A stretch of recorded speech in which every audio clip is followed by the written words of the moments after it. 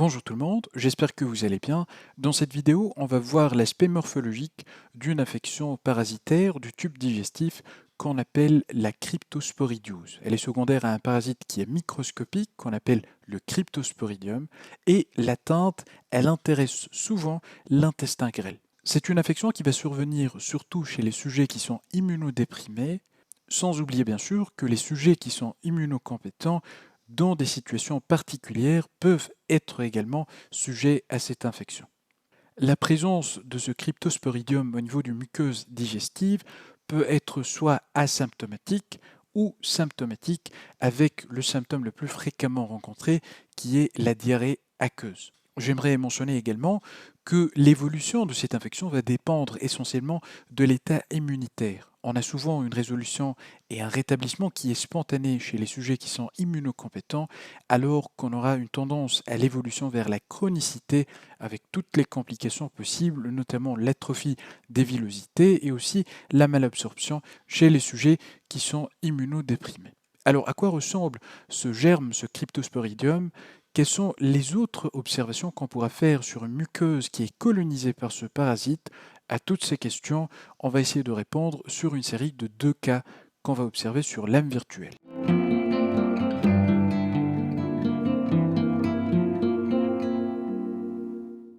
Donc voilà, j'aimerais commencer tout d'abord par ce premier cas. C'était le cas d'un patient qui est immunodéprimé, VIH positif et qui s'est présenté pour une diarrhée qui est aqueuse.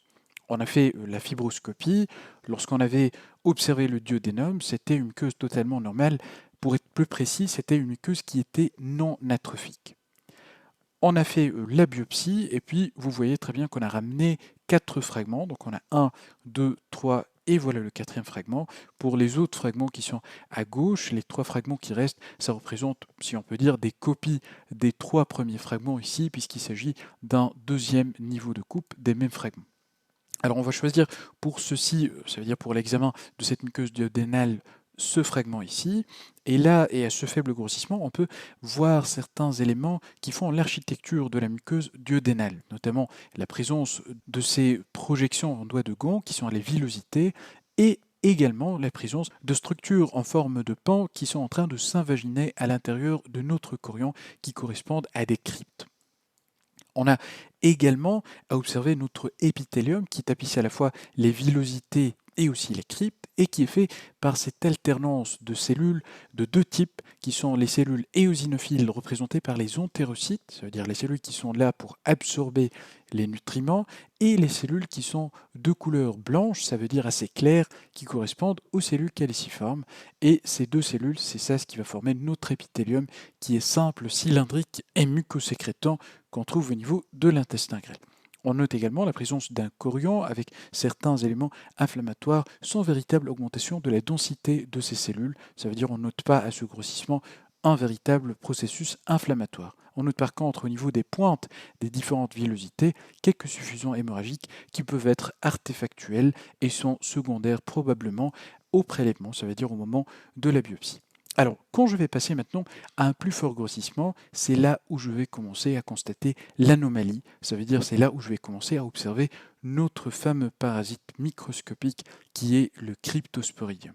Regardez et notez bien que ce parasite, déjà en matière de forme, il a la forme de corps qui sont basophiles de forme arrondie et à ça, on peut donner également un nom qui est l'aspect en perles bleues. C'est ce qu'on appelle aussi en anglais blue beads. Et on peut très bien voir que ces parasites, ces corps qui sont arrondis basophiles, ils sont localisés au niveau de l'apex, ça veut dire au niveau de la surface de la partie apicale des cellules épithéliales. Ça ne concerne pas uniquement les cellules qu'on trouve au niveau des villosités, mais ça peut concerner également les cellules épithéliales qu'on trouve au niveau des cryptes. C'est ce qu'on va voir pour le deuxième exemple qu'on va observer. C'est là où on aura plus de parasites au niveau de la partie cryptique.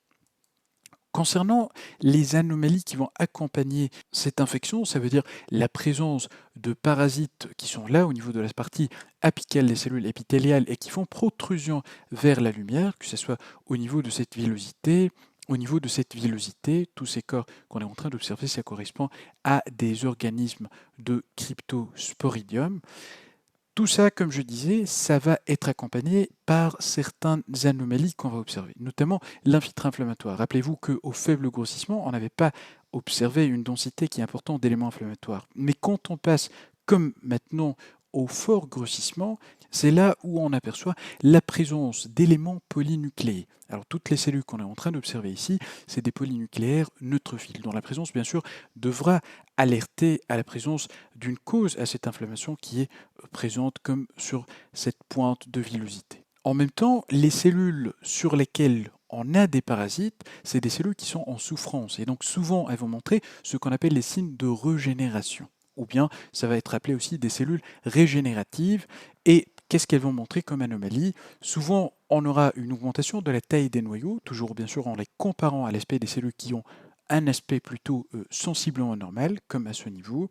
On a par rapport à ces noyaux une augmentation de la taille des noyaux qu'on trouve au niveau de cette rangée de cellules. On a également une petite ascension des noyaux. On a l'impression que les noyaux ne respectent plus le remplacement original, ça veut dire au niveau du pôle basal, comme le font les cellules avoisinantes au niveau de cette partie.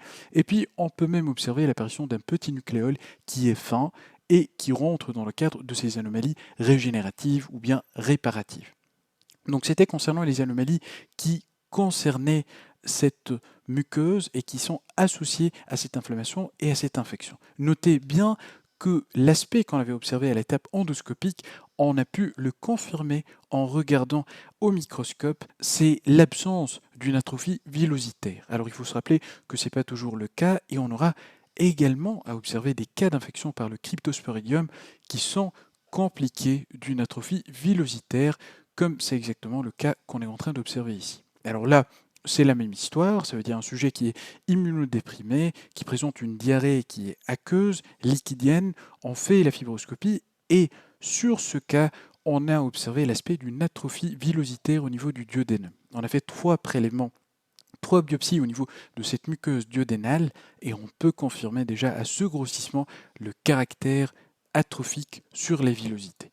Alors regardez et constatez bien la différence entre la taille et la hauteur de ces villosités qui paraissent trapues sur ce prélèvement par rapport à celui qu'on vient d'observer. En même temps, on peut apprécier également une hyperplasie cryptique, ça veut dire les cryptes paraissent beaucoup plus longues par rapport au cas précédent. Quand on va passer à un plus fort grossissement, maintenant pour apprécier l'état du chorion, on note une augmentation de la densité des cellules inflammatoires. Donc on voit beaucoup d'éléments nucléés, beaucoup de cette teinte qui est basophile, et ça reflète en fait la présence d'un infiltré inflammatoire. Certes, il est essentiellement fait d'éléments qui sont mononucléés, notamment des plasmocytes, comme c'est le cas de cette cellule ou bien de cette cellule. On aurait également observé des lymphocytes aussi, et également des cellules qui sont polynucléées, comme c'est le cas pour cette cellule par exemple, ou bien pour cette cellule. On a également à rechercher le parasite qui est en cause, qui est bien sûr le Cryptosporidium. Et là, si on cherche en surface, on va trouver quelques organismes, notamment par exemple ici au niveau de la partie apicale de ces cellules épithéliales, on a 1 et 2 Cryptosporidium, 2 corps basophiles qui ont cette forme de perle bleue. Et ce n'est qu'en se déplaçant au niveau des cryptes, c'est là où on aura cette abondance de corps, ce qu'on voit ici sur cette crypte, à ce niveau également sur cette crypte, ou bien à ce niveau. Donc on voit très bien qu'il y a une plus forte densité de ces organismes au niveau des cryptes par rapport à la surface. En même temps, au niveau des parties profondes des cryptes, on a l'impression d'avoir une augmentation du nombre des cellules multinucléées, comme c'est le cas pour cette cellule à ce niveau, cette cellule ou bien cette cellule. Alors ces cellules inflammatoires et plus précisément les cellules polynucléaires, ils ne vont pas s'arrêter en augmentant leur nombre au niveau du chorion, mais ils vont essayer en quelque sorte de se diriger vers la lumière des cryptes parce que c'est là où il y a en fait l'agent qui est en cause de cette inflammation, c'est là où il y a l'agent qui a agressé la muqueuse, et c'est exactement au niveau de cette région que ces polynucléaires neutrophiles vont essayer de se diriger.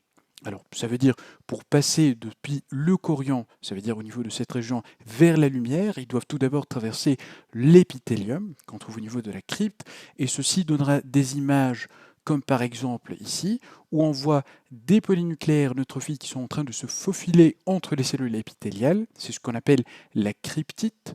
Et puis, à l'étape ultime, elles vont pouvoir atteindre la lumière finalement, et on aura à observer sur certaines cryptes, comme par exemple à ce niveau, une accumulation de cellules polynucléées, neutrophiles essentiellement, avec présence de rares polynucléaires et eosinophiles, comme à ce niveau, et qui sont situées au niveau de la lumière de la crypte. Et bien sûr, comme vous le voyez, l'aspect il est totalement modifié concernant les cellules épithéliales. Ce pas des cellules en dysplasie, ce pas des cellules qui sont tumorales, c'est des cellules qui présentent des remaniements régénératifs sous forme d'une augmentation de la taille des noyaux, une apparition du nucléole, le noyau qui commence à ascensionner un peu vers le pôle apical, et aussi la basophilie du cytoplasme et la réduction également de la mucosécrétion. Vous constatez déjà l'absence de cellules caliciformes au niveau de cette crypte. C'est une crypte qui est tout simplement en souffrance, qui est colonisée par des cryptosporidiums, qui est le siège d'un micro-abcès. C'est pour ça qu'on l'appelait un abcès cryptique, et donc c'est normal qu'elles vont présenter tous ces remaniements secondaires. Voilà, donc on a vu deux exemples de muqueuses duodénales qui sont toutes les deux sièges d'une infection par le cryptosporidium, mais avec un degré d'atteinte qui est différent. Le premier, ça ne montrait ni atrophie villositaire, ni inflammation qui était importante. Le deuxième, c'est tout à fait le contraire, avec une atrophie, une hyperplasie cryptique, des abcès cryptiques, des cryptites et un infiltré qui est beaucoup plus dense par rapport au premier cas. Je passe maintenant à la récapitulation de ce qu'on vient de voir. Et comme on l'a dit, la cryptosporidiose, c'est une infection qui est parasitaire. Elle est due au cryptosporidium. C'est une infection qui est souvent à évoquer devant une diarrhée chez les malades qui sont VIH positifs au stade SIDA, et la transmission de cette infection, elle est orofécale. Il s'agit d'une infection qui est ubiquitaire avec une atteinte préférentielle de l'intestin grêle. Des sujets immunodéprimés sont la tranche qui est classiquement atteinte par cette infection, sans oublier qu'il est possible d'avoir une infection des enfants jeunes, des nourrissons, aussi les gens qui ont voyagé vers des pays en voie de développement. Souvent, c'est une infection qui est asymptomatique, mais lorsqu'on a des symptômes, c'est surtout la diarrhée qui peut être associée à une fièvre, une perte de poids, une douleur abdominale. Souvent, on aura un rétablissement qui est spontané. Chez les patients qui sont immunodéprimés, par contre, on aurait une évolution vers la chronicité, ce qui va induire cette fameuse atrophie villositaire et donc induire la malabsorption. Endoscopiquement, on aura observé un aspect qui est soit normal, une atrophie ou bien de simples érosions. Microscopiquement, on aura, pour poser ce diagnostic, à objectiver le cryptosporidium lui-même, qui va se présenter sous forme de corps sphériques basophiles qui ont cet aspect de perles bleues. On les trouve au niveau de la surface apicale des entérocytes, et on les voit en train de faire une protrusion vers le sens de la lumière. L'épithélium sur lequel on va trouver ce parasite, ça va être l'épithélium de surface ou aussi l'épithélium qu'on trouve au niveau des cryptes. Associé à la visualisation de ces corps basophiles, on aura à apprécier également les modifications de la muqueuse, notamment l'atrophie villositaire qui peut être parfois sévère, l'hyperplasie cryptique, l'infiltré inflammatoire polymorphe, rarement des cryptites, mais comme on a vu pour le deuxième exemple, il est également possible d'avoir des abcès cryptiques et les anomalies régénératives. On peut également utiliser des colorations spéciales, surtout quand c'est que ce parasite microscopique il est positif pour le Giemsa et pour le Gram, et il existe également une étude immunohistochimique en utilisant des anticorps spécifiques pour ce cryptosporidium qui vont faciliter le diagnostic. On arrive comme ça à la fin de cette vidéo, j'espère que ça a été utile et on se dit à très bientôt.